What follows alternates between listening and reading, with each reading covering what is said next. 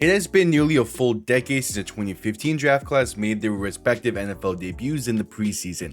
With the Hall of Fame game slowly approaching and the season right around the corner, let's take a look back to see how the first 10 picks have shaped out. The Buccaneers will select Jameis Winston first overall in 2015, and he was a standout at FSU. After 2 seasons spent with the Seminoles, he threw for 65 touchdowns to 28 interceptions, 7,964 yards on 66% completion. His first season saw him win the Heisman and a national championship, and he would only miss a single game during his collegiate career due to a suspension, which he famously tried to avoid. His rookie season was spent with Lovie Smith in what would be his final season as a head coach of the Tampa Bay Buccaneers and OC Dirk Codier. Winston would perform in his rookie season, throwing for just over 4,000 yards, 22 touchdowns, and 15 interceptions. This led to him to his first and so far only Pro Bowl selection and a second place finish in Offensive Rookie of the Year. Lovie was out in Tampa after 2015 and replaced by Dirk Codier until 2018. 2016 was a marginal improvement for Winston, but it was followed by injury in 2017 and suspension in 2018. Winston wouldn't throw for over 4,000 plus yards or 20 plus touchdowns in either 17 or 18, and Tampa picked up his 5th-year option to give him a chance under head coach Bruce Arians and offensive coordinator Byron Leftwich. At this point, his 2019 season is pretty famous, as it's the only season in NFL history with 30 plus touchdowns and 30 plus interceptions in a single season. Tampa finished third in the NFC South with a 7-9 record, and Winston wouldn't get a second contract with the Buccaneers as Tom Brady became available and signed in Tampa. He would sign a 1-year deal with the New Orleans Saints worth $1.1 million. He only saw action in 4 games in 2020 and re-signed with the Saints on another 1-year deal. 2021 was a successful year for Winston, going 5-2, throwing 14 touchdowns and 3 interceptions. He paired this with a 2-year contract extension.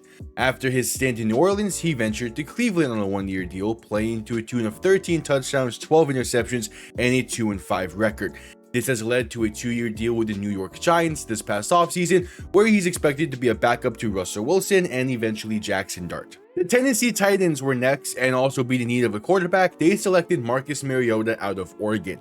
Mariota was very reliable throughout his college career, throwing for 30 plus touchdowns and less than 10 interceptions in each of his first 2 seasons. Junior year saw Mariota take another big step forward, throwing for 4,400 yards, 42 touchdowns, 4 interceptions, and rushing for 15 touchdowns en route to a Heisman Trophy. Mariota was drafted into a rough situation with Tennessee, as head coach Ken Whisenhunt would be fired mid-season, with Mike Mularkey taking over. He went 3-9 in his 12 starts, throwing for 19 touchdowns and 10 interceptions. His second year in the league might be the best. He went 8-7 in his 15 starts, throwing for 3,426 yards, 26 touchdowns, and 9 interceptions. Mariota will lead the Titans to the playoffs in year 3 and a playoff win over the Kansas City Chiefs in the wildcard round, where he caught a touchdown pass that he threw. His time in Tennessee would come to an end in 2019 when he lost his starting job to Ryan Tannehill, and the Titans decided to move on entirely from Mariota after Tannehill led them to a conference championship game. Mariota would bounce around, spending time in Vegas before getting another chance to start in Atlanta, where he threw 15 touchdowns and 9 interceptions. A year spent in Philly now leads Mariota to being the backup to Jaden Daniels and the Washington Commanders. With the 3rd overall pick, the Jacksonville Jaguars would go defense, selecting Dante Fowler out of the University of Florida. A solid player at Florida, he would register 8.5 sacks in his junior season, alongside 60 tackles all around. He would play fine during his brief stint with the Jaguars, registering 8 sacks in his second season, but through 7 games with Jacksonville in 2018, Fowler only had 9 tackles and 2 sacks, so he was traded to the Rams in exchange for a 2019 3rd and 2020 5th round pick. He wouldn't last long with the Rams either, only lasting a year and a half with the team, but he did register his first 10 plus sack season in 2019. He worked this into a 3-year, $45 million deal with the Atlanta Falcons. He would only see 2 years of that deal, getting 7.5 sacks and 59 tackles in those 2 seasons before being released and picked up by the Dallas Cowboys on a 1-year, $3 million deal. His first year in Dallas was solid with 6 sacks and 27 tackles. The Cowboys brought him back and production started to decline. So the Cowboys wouldn't bring him back, and Washington scooped him up on a 1-year, $3.25 million deal. Getting 10.5 sacks and 39 tackles means he would get a pay raise this upcoming season, but not from Washington. He returns to Dallas for a 1-year, $6 million deal.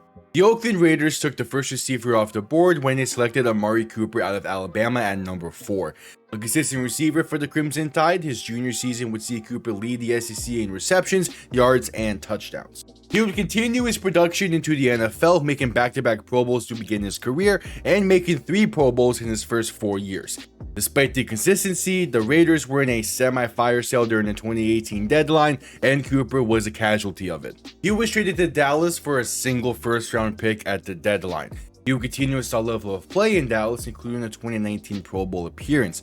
But after 3.5 seasons, he would be moved once again, this time to Cleveland for a 2022 5th and 6th. Similar story to his previous stops, he would spend a solid 2.5 seasons in Cleveland, but the Browns were in a semi-fire sale during the 2024 season, and thus was traded to Buffalo for a 2025 3rd and 2026 7th. His time in Buffalo only lasted until the end of the season, and he currently sits in free agency with no clear destination in sight for him. Washington decided to bolster the offensive line with the 5th overall pick, as tackle Brandon Sheriff out of Iowa was the decided pick. He only played his senior season and ended up as an All-American, and he would be moved to guard by Washington. Sheriff would spend 7 seasons in Washington, making the Pro Bowl 5 times and getting an AP first team selection once. He only played a full season twice while with the Commanders, those being his first 2 seasons in the league. Eventually, Washington decided to part ways with Sheriff, where he would land in Jacksonville on a 3-year, $49.5 million deal. Although he wouldn't make Pro Bowl or All-Pro teams in Jacksonville, Sheriff still managed to play every single game during his time with the Jaguars as a very reliable option at guard.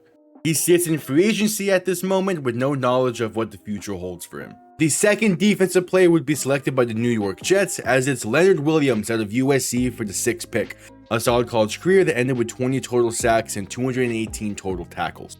He would finish runner-up in Defensive Rookie of the Year voting in 2015 and make his first Pro Bowl in 2016, but his time with the Jets would come to an end after 4.5 seasons, as he was traded at the 2019 deadline for a 2020 3rd and a 2021 5th round pick. He would cross the 10+ sack mark for the first time in his career in 2020 with the Giants, but his tenure would end shortly after, being traded at the 2023 deadline to Seattle for a 2024 2nd and 2025 5th.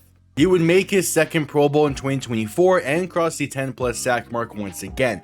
He is currently on the 2nd year of a 3-year deal with the Seahawks worth upwards of $64.5 million. The second receiver comes off the board as the Chicago Bears selected Kevin White out of West Virginia at 7. He played fine at West Virginia, crossing the 1,400-yard mark his senior season and having 10 touchdowns on the season. His time in Chicago wouldn't go as planned, with White only playing in 14 total games with the Bears across 3 seasons, not catching a single touchdown. He wouldn't sign for the 2019 season before the 49ers gave him a shot in 2020, then the New Orleans Saints came calling for 2021 and 2022, with his last game coming against the 49ers on week 12 and his last reception coming in week 9 against the Baltimore Ravens. The Atlanta Falcons went defense with the 8th overall pick, selecting Vic Beasley out of Clemson. After back-to-back All-American seasons where he got 13 and 12 sacks in his junior and senior seasons respectively, Beasley was primed for the league. He would make an impact in Atlanta, especially during the 2016 season where he led the league with 15.5 sacks, making the Pro Bowl and being named a first-team All-Pro. But outside of that season, he would be a serviceable player that didn't live up to the hype in Atlanta.